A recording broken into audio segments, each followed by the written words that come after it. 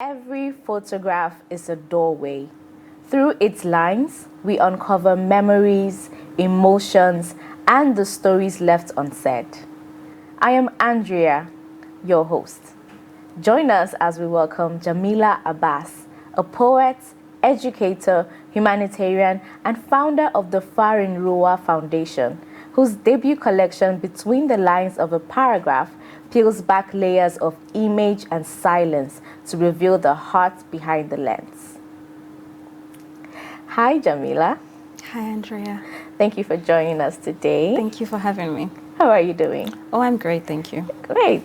So, tell us, you originally studied in the sciences. Yes. And now you're a writer, you're a humanitarian. How do you blend the academic and, the creative side, especially when it comes to between the lines of a photograph? Well, for me, balancing my academic and my creative side I've never really seen it as much of a conflict. Mm-hmm. I try to balance it out as much as I can, see how one can help the other. My academic life has taught me the art of research and questioning things as a scientist, while as a creative, I've learned, through poetry to feel and be imaginative, and that is reflective in between the lines of a photograph. You see that there's a hint of inquiry, but then there's also that vulnerability of storytelling to feel things, through the things that are in the book. So I've never seen it as much of a challenge balancing academic and the creative side. I think if we let the two work side by side, it actually complements the other and makes you a better creative and an academic in whatever term that you find yourself. Okay. Yeah. Now, between the lines of a photograph, can you tell us more about this, metaphor and how it all came about? Well, when people think, the photograph in that context, between the lines of a photograph, is just speaking of like photographs in general. But in this sense, it speaks to just one photograph in particular. The book is born from a place of grief and self or soul searching. Photograph in this sense represent just a moment that was captured in time. So it's a place to ache and heal for me in that sense, yeah. Wow. Okay. Now tell us about your book launch in Abuja's Mushin Cafe. Yeah. How did that go, and what was like the most memorable thing for you in launching the book? Where do I begin? It was a very humbling but encouraging experience because as a poet, one like me especially, who is known in the space as a performant poet, debuting as a page poet, you're constantly worried about how the audience will receive you beyond just your close circle. But the way that it was received by not just the local audience, but the international audience was very inspiring. Yes, it was well welcomed by the U.S. Embassy. Yeah. Well, I can just imagine how elated that must feel. Yeah, it was brilliant. Having a representative from the Ministry of Art and Culture at the opening was quite humbling. But then, more than that, it was more beautiful for me to see how people all over the world connected to the book, how they were able to relate to the pieces or the poems in the book. I think the connection that the book had to the audience was more, it was more elating for me. That's my favorite part of the book release, not the process of the launch itself. Yes, the impact is always a really great thing to look forward to after seeing writing that a book. your words are actively impacting people, that they speak about it and it starts up conversation. It's just Awesome. So can you tell us about Farin Ruwa Foundation? Yes. And you've been empowering rural youths and women through this foundation. Yeah. How does, writing the book and working with the foundation, how does this vision align for you? Honestly, so far, in the last couple of months, working with the Farinwa Foundation team has made me realize that art or literacy in general isn't just an ivory tower, you know. Yeah. It's not just an ivory tower conquest. It is a living and breathing entity. Because when you work with youth and women and outrightly in communities, you see that the stories that you tell have an ability to impact lives, to empower people, to heal wounds, to make them dream of a better future. And that reality has influenced the way that I write. I've now learned to write I've learned to write beyond just self-expression. I'm now very conscious with writing, knowing that when I write, I want to be able to connect and empower people. Or when you write, there's a possibility that you're sparking or igniting something for the future. Yeah. So working with the foundation has made me link the reality of how my work affects individuals in like our bottom community. Yeah, and whenever I write now, I'm very intentional about writing towards making an impact in a way or another. Wow, that's awesome. So I asked you earlier if you have a favorite poem in your collection that you can read for us. So I don't know, can you Well, just to be pick clear, it up and read? yeah, my bad. It's not a favorite per se. I used to have a favorite, but when you go through a book over and over again, you begin to pick interest in other parts of You're you know, like, oh, this is actually so good. yeah. So it's just one of my favorites now. Okay, I think okay. Let's so hear it. this is called "The Evening I Packed Under a Dogonyaro Tree." Nice title. I am older than all the trees in my backyard. I nurtured them with the love from my mother's tukunya. Watching them sprout from the budding years, I remember the tallest one, the Dogonyaro. It was so shy it sprouted late. We were afraid the soil would bury it like it buries the dead. But germination does not brood for long, no matter its mood. I have seen how thirsty the earth can be, how glutinous it gets during war, its mouth never forbidding the flesh of a gender, race, or age. Everything is digestive. I am a month old again, and my belly is empty from all the men I turned down. This evening, I pack under a dogonyaro tree, watching leaves fall from its branches. I wonder if the modesty my mother taught me is worth anything.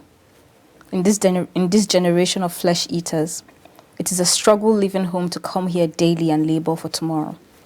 I am uncertain about the length of my remaining years or what to do with them.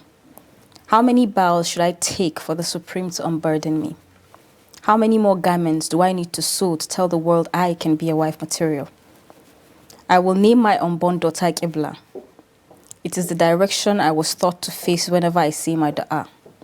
But tonight, I will face my anxiety, unclad it, and tell it to go into the night and be blank.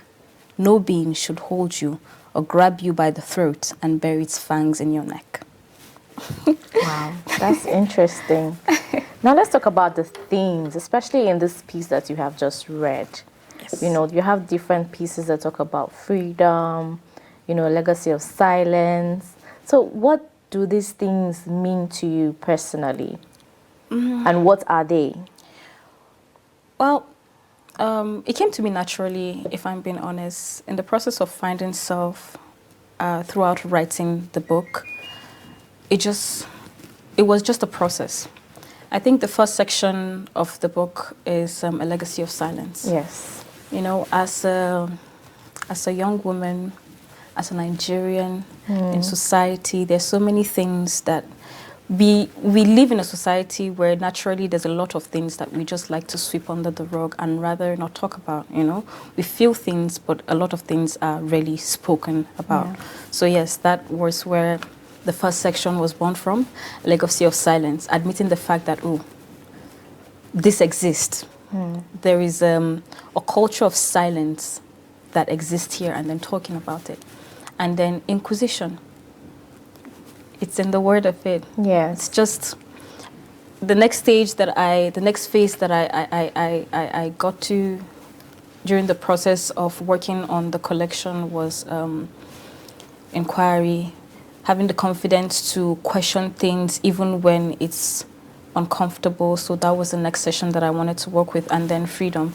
It was just a moment of healing and acceptance for me, and all the poems in that particular section reflected that. And you can see all 3 sections of this collection, not just in the small world that my book, relays, but all over the world even, like I said, we live in a society where a lot of things are not, are not said. We feel things, but we don't talk about it a lot. We sweep under the rug. But then I dared myself to accept, question, and then be free from some of the topics that I broached on. Wow, that's awesome. And these pieces have gone on to platforms like the National Youth Summit, the African Youth Summit. So how does poetry, how do you see poetry giving impact to such spaces? Well, obviously, in my work, it is reflected there that art is, my poetry just goes beyond art. It is advocacy for me. It's a way of healing. It is a platform for me to speak and be a voice for people who don't have the access to, be heard. But in this sense, I think poetry can be a route for huge change. For platforms like the African Youth Day, in that sense, you see poetry as a sort of megaphone or mirror, because I'm a youth also. I'm expressing what I feel about the status of the youth globally, nationally, and also it's sort of a megaphone because I'm speaking on behalf of all the other youths who do not have that platform. But generally, obviously, poetry cannot change the world in a day.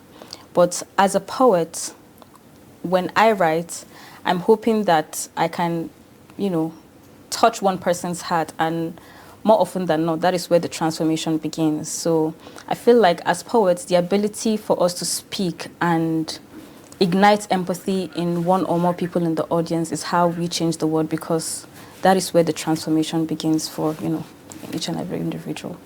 Wow, awesome. Transforming the world through poetry. We'll go on a quick break and we'll be right back. Don't go anywhere. Welcome back. We are still here discussing Jamila Abbas on Book World. Now, tell us more about your works to come.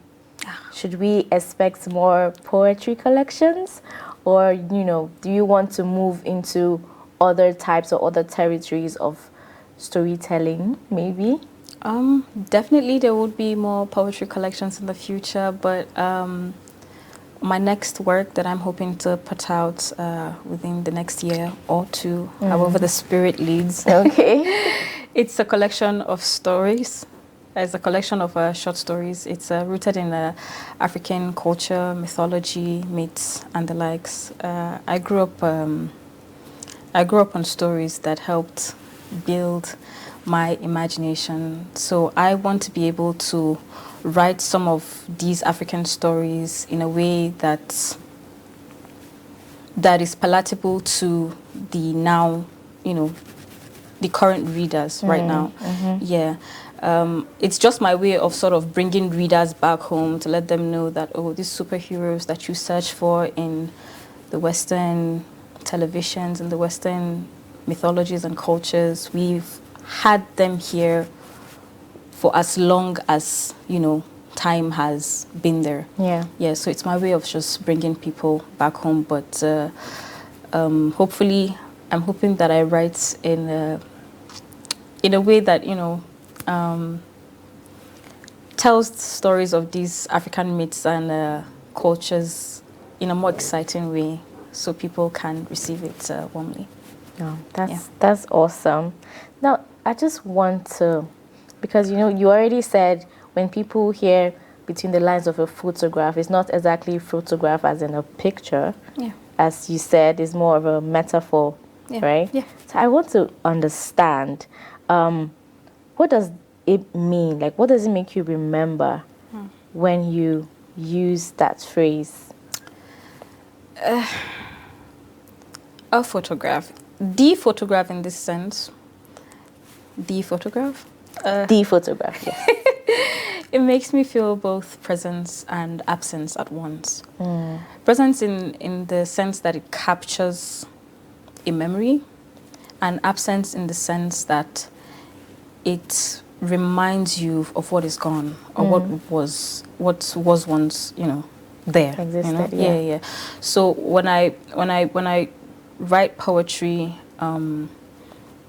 with the idea of a photograph in mind, I'm sort of fusing memory with imagination, sort of like putting together what the eye sees and what the heart remembers, So that's when I work with pictures or like an image in mind. That is what I try to do. I try to fuse what I see and what I remember of that particular memory, or try to fill in the space between. Because when you make a photograph your muse for an artwork, you don't just look at the moment that it captures, but it reminds you of all the silences outside of just that frame, all the gaps in between, what happened outside it, and all that. So yeah, I try to capture all of that into whatever art that I'm working on at the time. Okay. Yeah. So what advice can you give to spoken word artists like yourself who are wanting to put their works together but have not gotten there yet? What advice can you give to them? Just that. Just that, and be honest. Stay true to yourself. Don't just put out work because it's trendy. Yeah, stay true to yourself. And then, when you do write that truth that is in your heart, do not be afraid to put it out into the world. Also, while you're at it, try to make a difference with your art. Let it be that what you're writing is not just empty. Actively try to make a difference, or like let your work impact one person or the other. That's one. Two, in both art and the journey of advocacy, it's important to be patient. It is a very long journey that can only be held fast with consistency and honesty. So that is another advice that I would have. Be honest, be true to yourself, be consistent, and be patient. In due time, you will get to the point that you're going to. And then to the artists, to the artists who are looking into making art a source of livelihood. I want them to know that it is okay to ask for your worth. I know now this is something that is very rarely spoken about in the art community or in the industry at large. But and I hear especially in the Abuja space. In the Abuja space, you hear people telling you that they want to pay you in, what's that word? Exposure. Yeah, we experienced it too at one point.